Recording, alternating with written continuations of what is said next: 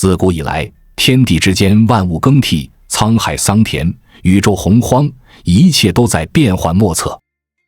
从恐龙的灭绝到人类的崛起，从石器时代的刀耕火种到如今的 AI 革命，世界一直在变。然而，有一样东西却像磐石一样屹立不倒，那就是人性。从远古的茹毛饮血到现代的科技巅峰，人性的内核从未动摇过。它既是推动历史车轮的隐秘力量，也是我们每个人日常生活的无形导演。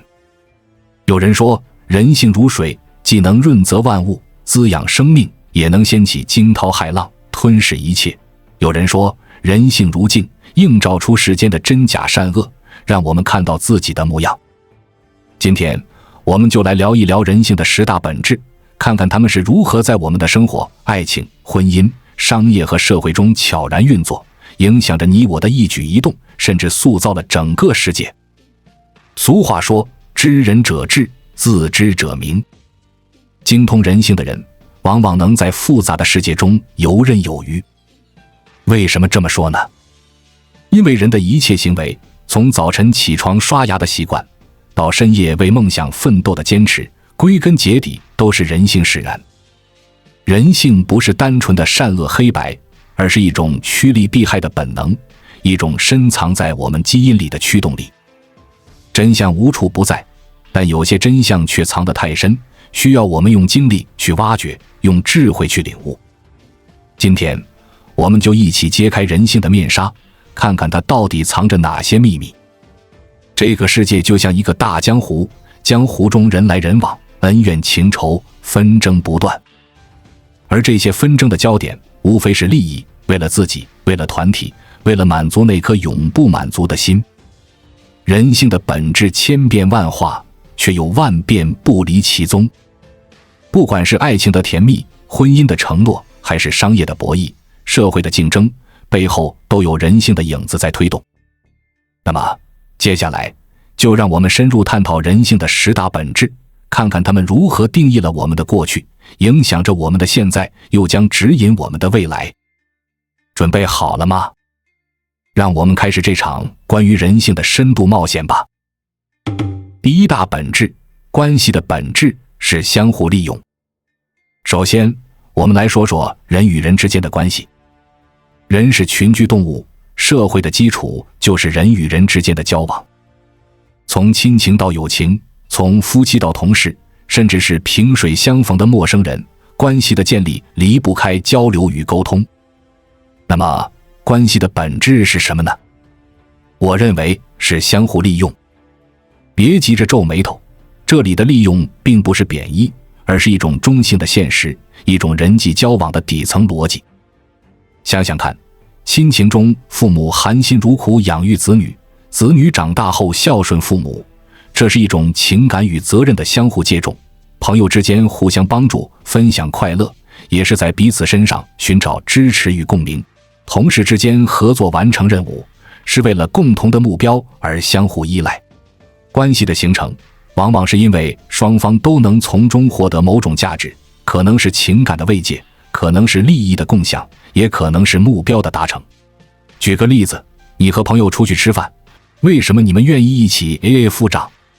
因为你们享受了彼此的陪伴，这种陪伴本身就是一种价值的交换。你得到了欢乐，他得到了倾听，双方都从中受益。如果一个人总是单方面付出，比如每次都是你请客，而他从不回请，时间长了，这段关系还能维持吗？显然很难。所以说，关系的本质是相互利用，只有彼此成就，才能形成长久的伙伴关系。再比如，历史上的管鲍之交。管仲和鲍叔牙是春秋时期的好友，年轻时管仲曾帮鲍叔牙管账，但私下拿了些钱给自己用。鲍叔牙不仅没生气，还替他解释，说他有难处。后来管仲成为齐国的宰相，成就斐然，而鲍叔牙甘愿辅佐他。为什么他们的友谊能流传千古？因为他们相互利用的恰到好处。管仲利用鲍叔牙的信任和支持成就大业，鲍叔牙利用管仲的才华实现人生价值。这种双赢的关系才是真正的友谊之道。在现代社会，这种本质也无处不在。比如社交媒体上，你点赞朋友的动态，他回赞你的照片，这是一种微妙的相互利用。你得到了关注，他获得了认同，关系因此更加紧密。爱美之心，人皆有之，而关系的美妙正在于这种微妙的平衡。你觉得呢？第二大本质，相处的本质是各取所需。如果说关系是连接的纽带，那么相处就是关系的动态演绎。人与人相处，说白了就是各取所需。每个人都有自己的需求，不管你是亿万富翁还是普通打工人，需求始终存在。而相处的过程，就是通过彼此的互动来满足这些需求。比如，夫妻之间，一个需要爱与陪伴，另一个需要安全与支持，这是一种情感的互补。商家和顾客之间，一个提供商品，一个支付金钱，这是一种利益的匹配。相处的核心在于，你能从对方那里得到什么，对方也能从你这里获得什么。如果一方总是索取，而另一方毫无回报，这种相处注定走不长远。想象一下，你和朋友聊天，为什么你们能聊得来？因为你从他那里得到了倾听，他从你这里获得了认同。你们的需求在对话中得到了满足，所以相处愉快。反过来，如果一个人只顾着自己滔滔不绝，却从不听你诉说，你还会愿意和他相处吗？恐怕早就想找借口溜走了吧。在我们进一步探索之前，我们有一个激动人心的消息要告诉大家，我们已经开通会员功能了。现在您可以加入我们的会员大家庭，享受会员专属影片和更多独家内容。别忘了关注才知道，并点击小铃铛，我们将继续揭示更多关于金钱的真相，助你迅速实现财务自由。所以，相处的本质是各取所需，只有相互理解、相互满足，才能让关系更和谐。来看一个现实中的例子，星巴克的成功之道。星巴克不只是卖咖啡，更是在卖一种生活方式。顾客走进星巴克，不仅是为了喝一杯咖啡，更是为了享受那里的氛围，舒适的沙发，轻柔的音乐，温暖的灯光。星巴克满足了顾客对品质生活的需求，顾客则用消费支持星巴克的运营，双方各取所需，形成了长期的相处关系。在职场中也是如此。你帮助同事完成一个项目，他可能会在你需要时提供资源支持。这种互助的相处模式不仅提升了效率，还增进了信任。花美，人更美，但最美的还是那颗懂得给予与索取平衡的心。第三大本质，爱情的本质是性与吸引。好了，接下来我们进入一个浪漫的话题，爱情。什么是爱情？有人说，爱情是缘分，是上天注定的相遇；有人说，爱情是心动的那一刻，是怦然心动的火花。但如果我们剥去这些浪漫的外衣，爱情的本质其实很简单，性与吸引。两个人因为相互吸引而走到一起，这种吸引可能是外貌的惊艳，比如他的明眸皓齿，他的挺拔身姿，也可能是性格的契合，比如他的温柔体贴，他的幽默风趣，甚至可能是气质的独特，比如他的知性优雅，他的沉稳内敛。有了吸引，就有了进一步的情感交流，而性作为人类最基本的需求之一，往往是爱情中不可或缺的火花。爱情的魔力恰恰来源于这种原始而又美妙的驱动力。比如，你为什么会对某个人一见钟情？是因为他的笑容让你心动，还是因为他的声音让你感到温暖？这种好感的基础就是吸引。而当你们进一步相处，性的满足，无论是身体的亲密还是情感的交融，又让这份感情更加牢固。当然，爱情不仅仅是性，它还需要信任、陪伴和共同成长来维系。但归根结底，性与吸引是爱情的起点。来看一个经典的故事，罗密欧与朱丽叶。莎士比亚笔下的这两个年轻人，因为彼此的吸引而疯狂相爱。他们的爱情充满了激情，甚至不惜为对方献出生命。虽然结局是悲剧，但它恰恰说明了爱情的本质，那股由吸引和性驱动的强烈冲动。现实中也是如此。你可能因为一个人的外貌而心动，但真正让你留下来的是相处中的情感共鸣和亲密连接。爱情是神圣的，但它也离不开人性的本能。第四大本质，婚姻的本质是传宗接代。说到爱情，就不得不提婚姻。有人说，爱情是婚姻的前奏，婚姻是爱情的坟墓；也有人说，婚姻是爱情的升华，是两个人携手一生的承诺。但其实，婚姻的本质远不止于此。从古至今，人类的繁衍靠的是什么？是婚姻。而婚姻的核心目的，在传统观念里就是传宗接代。你可能会说，现代人结婚不一定是为了生孩子啊。确实，随着社会的发展，婚姻的意义变得更丰富。有人为了陪伴，有人为了经济的稳定，甚至有人为了法律保障，比如财产继承权。但不可否认的是，性的需求推动了爱情，而爱情的延续又促成了婚姻。在传统文化中，生儿育女、延续香火几乎是婚姻的头等大事。即使在今天，很多家庭依然把传宗接代视为婚姻的重要部分。举个例子，为什么父母总是催你结婚生子？因为在他们的观念里，婚姻不仅仅是两个人的结合，更是家族延续的象征。在中国传统文化中，不孝有三，无后为大这句话深入人心，结婚生子被视为对家族的责任。即使在西方，婚姻也长期与生育紧密相连，比如中世纪的贵族联姻，往往是为了巩固血脉和权力。现代社会中，婚姻的意义确实多元化了。有的人选择丁克，有的人晚婚晚育，甚至有人不婚。但传宗接代的本质依然是婚姻的根基。比如，很多情侣在婚后还是会面临生育的压力，父母的期待、社会的观念都在提醒他们，婚姻不仅是两个人的事，更是下一代的起点。第五大本质，家庭的本质是归宿共生。婚姻之后，自然就有了家庭。家庭是什么？它是一个小社会的雏形，是两个相爱的人共同搭建的避风港。家庭的本质，我认为是归宿与共生。想象一下，一对男女因为彼此吸引而相识，因为爱情而结婚，然后携手组建家庭。他们共同面对生活的风风雨雨，为了同一个目标而努力，可能是买房、养育孩子，或者享受彼此的陪伴。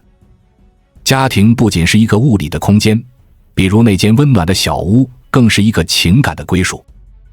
无论是柴米油盐的琐碎，还是风雨同舟的坚持，家庭的存在让彼此有了依靠，也有了共同奋斗的动力。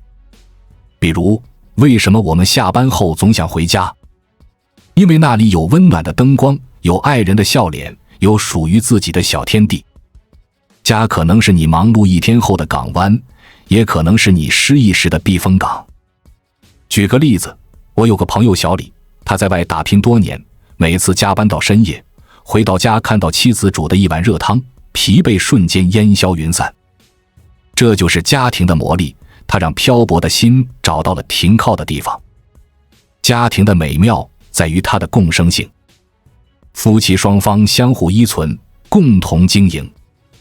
传统家庭中，可能丈夫赚钱养家，妻子操持家务；现代家庭中，夫妻可能都是职场精英，轮流照顾孩子，分担家务。无论形势如何变化，家庭的核心是归宿与共生。第六大本质，商业的本质是价值交换。有人的地方就有交易，有交易的地方就有商业。商业的本质是什么？是价值交换。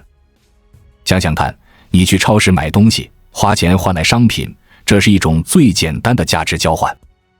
商家提供产品满足你的需求，你支付金钱支持商家的运营，双方各取所需。而在更大的商业场景中，比如公司间的合作、国际贸易，核心依然是价值的互换。谁能提供更大的价值，谁就能在交易中占据主动。举个例子，为什么你愿意花几百块买一件衣服？因为它满足了你的审美和保暖需求，而商家通过你的购买赚到了利润。这种双赢的局面就是商业的本质。来看一个现实案例，苹果公司为什么能成为全球巨头？因为它提供了创新的产品 iPhone， 满足了人们对科技和便捷的需求，而用户用高价购买，苹果赚取了巨额利润。这就是价值交换的完美体现。哪里有需求，哪里就有合作，哪里有价值，哪里就有交易。商业的本质就是各取所需，互利共赢。第7大本质，社会的本质是优胜劣汰。再来看看社会。社会是什么？它是一个大舞台，每个人都在这里竞争生存。社会的本质，我认为是优胜劣汰。自然界的法则告诉我们，物竞天择，适者生存。在非洲草原上，羚羊跑得慢就会被狮子吃掉，而狮子跑得不够快就会饿死。人类社会也是一样，你不努力适应环境就会被淘汰。比如职场中，能力强的人升职加薪，能力弱的人可能面临裁员。创业中，创新的企业存活下来，落后的企业被市场抛弃。举个例子，马云创办阿里巴巴时，互联网还是一片荒地，但他抓住了电商的机遇，不断创新，最终成就了商业帝国。而那些跟不上时代的企业，比如曾经风光一时的诺基亚，却因为缺乏创新而衰落。这个世界从来不相信眼泪，只相信实力。社会之所以进步，就是因为竞争推动了优胜劣汰。当然，竞争也需要公平。如果资源分配不均，机会不平等，优胜劣汰就可能变成弱肉强食。所以，社会需要在竞争中保持正义。第8大本质，生活的本质是追求幸福。生活的本质是什么？我认为是追求幸福。生活不只是眼前的苟且，还有诗和远方。我们每天忙碌奔波，为的不就是让自己和家人过得更好吗？幸福是生活的终极目标，不管是赚钱买房，还是陪伴家人，都是为了让内心感到满足和快乐。为了这份幸福，我们愿意付出努力，甚至不惜历尽艰辛。比如，为什么有人愿意加班熬夜？因为他们相信努力能换来更好的生活。为什么有人跋山涉水去旅行？因为他们想在自然中找到内心的平静。我有个朋友小张，为了给孩子更好的教育，每天早出晚归，虽然辛苦，但看到孩子考上心仪的学校，他觉得一切都值得。这就是生活的本质，通过各种方式追求幸福，而这份追求本身就赋予了生命意义。幸福因人而异，你可能追求事业成功，他可能追求家庭和睦。你觉得幸福是什么？是什么让你觉得生活值得一过？留言告诉我吧。第9大本质，男人的本质是钱权女人，占有得到。好了，接下来我们聊聊男人。男人的本质是什么？我认为是钱、权、女人以及占有和得到。从古至今，男人总是被赋予顶天立地的期待。他们为了金钱而奋斗，为了权力而拼搏，为了女人而改变。为什么？因为这些东西能满足他们内心深处的征服欲。有了钱，他们能给爱人更好的生活；有了权，他们能在社会中更有话语权；有了女人，他们的奋斗似乎才有了归宿。比如，为什么很多男人喜欢豪车名表？因为这些不仅是财富的象征，也是吸引异性的资本。历史上，拿破仑为了权力征战四方，最终建立了法兰西帝国，他的财富和地位也让他成为无数女人的梦中情人。现代社会也是如此，一个成功的企业家拥有财富和影响力，自然会吸引更多关注。男人的本质就是通过占有金钱、权力和女人来证明自己，而这种驱动力正是他们奋斗的原动力。你身边有没有这样的男人？他们的追求让你有什么感触？欢迎留言聊聊。第10大本质，女人的本质是虚荣、被宠、安全、归属。最后，我们来谈谈女人。女人的本质是什么？在我看来，女人的本质可以归结为虚荣、被宠以及对安全感和归属感的深切渴望。这3个方面不仅揭示了女性的内心世界，也在某种程度上解释了她们的行为动机和生活追求。古往今来，有一句俗语流传甚广：英雄难过美人关。这句话道出了女人通过自身的魅力影响男人，进而影响世界的普遍现象。女性的魅力不仅仅体现在外貌上，更体现在她们的情感表达和人际交往中。她们渴望被爱、被宠，这是一种情感上的需求，根植于人类对亲密关系的本能追求。她们追求虚荣，希望自己的价值被看见、被认可，这是人性中对自我肯定的体现。而安全感和归属感，则是她们生存的本能需求，无论是物质上的保障，还是精神上的依靠，这些都是女人构建生活根基的重要支柱。举个简单的例子，为什么女人喜欢化妆打扮，甚至不惜花费大量时间和金钱在服饰和美容上？答案很明了，美丽能带来自信，能吸引他人的关注和赞美。这种关注不仅满足了他们的虚荣心，更让他们在社交中找到一种心理上的优越感。再比如，为什么许多女人如此在意婚姻的名分？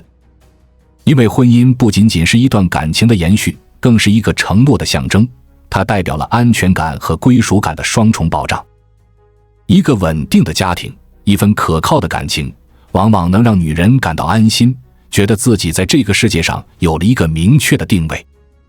我们可以从文学作品中找到更深刻的印证，比如《红楼梦》中的林黛玉，她才华横溢，琴棋书画无一不精，但她的内心始终围绕着贾宝玉转。她敏感多情，渴望宝玉的宠爱和认可，甚至为此黯然神伤。这正是女人本质的一个缩影，无论外在条件如何优越，内心的虚荣和对情感归属的追求始终挥之不去。放到现代社会，即使是一个事业有成的独立女性，内心深处往往依然会渴望一个温暖的家庭，一个真正爱她、懂她的伴侣。这并不是软弱，而是一种天性使然。女人的本质，通过虚荣和被宠来寻找自己的位置，通过对安全和归属的追求来构建生活的意义。这种本质并非贬义，反而是她们生命力的体现。虚荣推动他们不断完善自己，被宠让他们感受到存在的价值，而安全与归属则是他们努力奋斗的终极目标。这种特质在历史长河中塑造了无数女性的形象，也在现实生活中无处不在。你是否也在你身边的女性、母亲、姐妹、朋友或伴侣身上看到了这些本质的影子？好了，今天我们聊了人性的10大本质，关系的相互利用，相处的各取所需，爱情的性与吸引，婚姻的传宗接代，家庭的归宿共生，商业的价值交换，社会的优胜劣汰，生活的追求幸福，男人的缱绻女人，以及女人的虚荣被宠。不管你身处何地，做着什么事，人性始终是你绕不开的课题。这个世界很复杂，但只要洞悉人性，你就能找到应对的钥匙。尊重人性，理解人心，才能在江湖中游刃有余。今天的分享就到这里，你觉得人性的哪一点最让你有共鸣？欢迎在评论区留言告诉我，我们下期视频再见。关注我，我是才知道，带你解锁更多金钱的真相。